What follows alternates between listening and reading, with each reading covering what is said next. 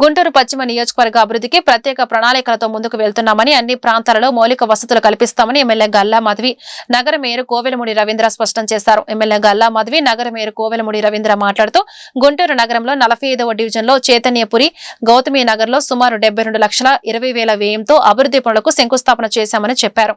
నియోజకవర్గ వ్యాప్తంగా ప్రతి చోట రోడ్లు, డ్రైన్లు నిర్మిస్తున్నాం. వేసవి కాలాన్ని దృష్టిలో ఉంచుకొని నియోజకవర్గంలో మంచినీటి సరఫరాకు అంతరాయం లేకుండా సరఫరా చేస్తామని చెప్పారు.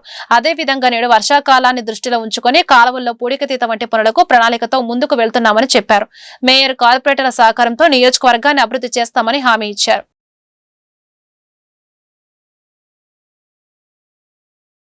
45వ డివిజన్లో ఉన్న చైతన్యపురి, అదేవిధంగా గౌతమి నగర్లో అభివృద్ధి కార్యక్రమాలకి కొబ్బరికాయ కొట్టడం జరిగింది.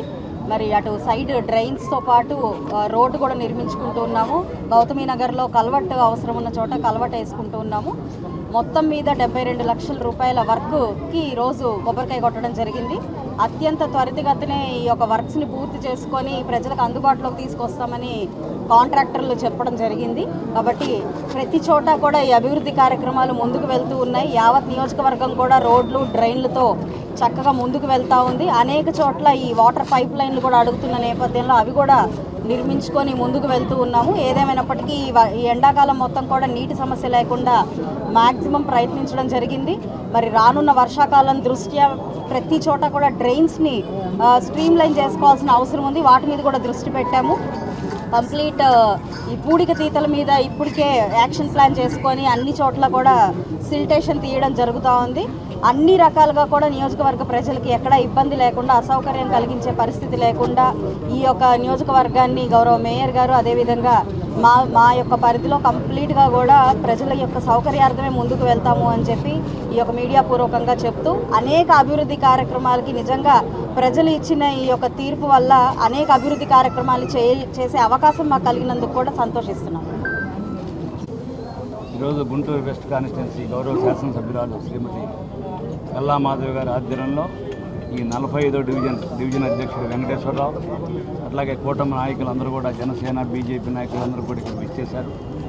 ఈ కూటమి ప్రభుత్వం ఏర్పడినాక గుంటూరులో సుమారుగా 500 కోట్ల రూపాయల వర్కులు జరుగుతున్నాయి.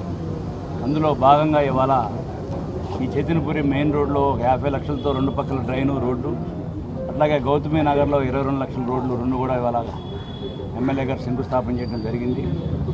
ముఖ్యంగా ఎక్కడ వర్షం పడినా ఇంతకుముందు ఏ విధంగా మనం గుంటూరులో చూస్తున్నాం, డ్రైన్స్ బ్లాక్ అయిపోయి రోడ్లు సరిగ్గా లేక చాలామంది ఇబ్బంది పడుతున్నారు, ప్రజలు ఇబ్బంది పడుతున్నారు.